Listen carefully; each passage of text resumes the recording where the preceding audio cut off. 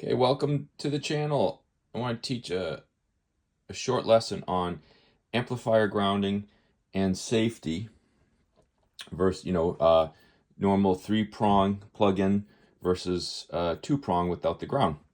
Uh, First and foremost, everyone talks about the safety of having a third prong for the ground. While that is true, in the case of you take this amplifier and you package it up into a head box or a combination box with a speaker, and you provide it to the end user, having the ground to the chassis, to the earth ground, the third prong, is the safest route to go in case of you have a short fault. Like you have the hot, which would be, this black wire coming from the the power transformer, and if that touched the chassis, you would energize the chassis, and you would want the third prong to carry that energy into ground, trip the fuse, and you protected yourself. That's the end user. For the technician, it's not safe, and I'll show you.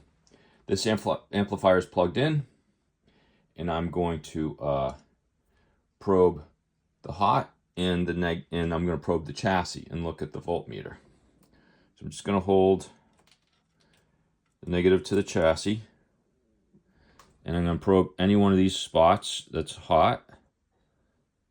And you see I have like 119 volts AC on the meter. So that means if I touch both of these spots like so, I'm going to get killed. Yeah. So, now, and this amplifier is not on. Here, this is on, right? So even when the amplifier is off, it is a safety issue. So what now I'm going to do is I'm going to install this. What does that do, you ask? If you look at amplifier safety, we talk about some things called isolation transformers. The power transformer in your guitar amplifier acts as an isolation transformer as well, which means if you remove the ground, because on the secondary side there you have a grounding. So if you look here and you look at the secondary voltage, the middle comes to ground. The 0 volt is tied to the chassis, and that provides a link from the primary to the secondary side. Okay, so if you touch the chassis, you're going to go to ground. So now we've lifted the ground. I'm going to plug this in. Okay, again, I can turn the amplifier on. Still works. But now, when I probe the chassis and probe any hot spot, I'm not getting any reading whatsoever. It's only when I connect the circuit between the hot and the neutral, the black and the white line, like at the power switch, do I get the full voltage.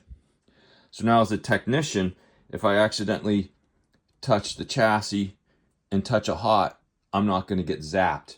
That power transformer is now acting as an isolation transformer, and it's protecting me from being electrocuted. The only way I can allow electrocute myself is if I go find the wire on the primary side and touch between the hot and the neutral, which would be these two posts on the power switch. That's the only way. Now this amplifier no longer protects you from like a ground, the chassis being energized by accident. Now it's dangerous in that way, but if it's fully functional, it actually will protect you.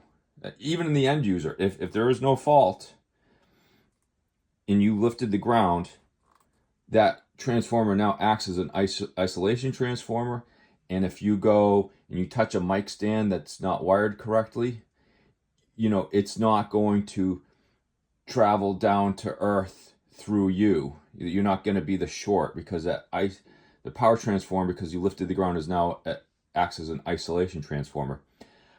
But it does not protect the user in case there is a fault where we get that black wire gets it rubbed, touches the chassis, now it energizes the chassis. Then you're fucked. But if all things are operational, that it's protecting you now, especially as the technician. Now you can go around, you can touch hot. Yeah. You're not going to get zapped. That's it. So, when people talk about the earth ground, it's all relative. You want to sell this to a customer. You have the earth ground installed, and it's because it is now installed in the wooden box. You're free from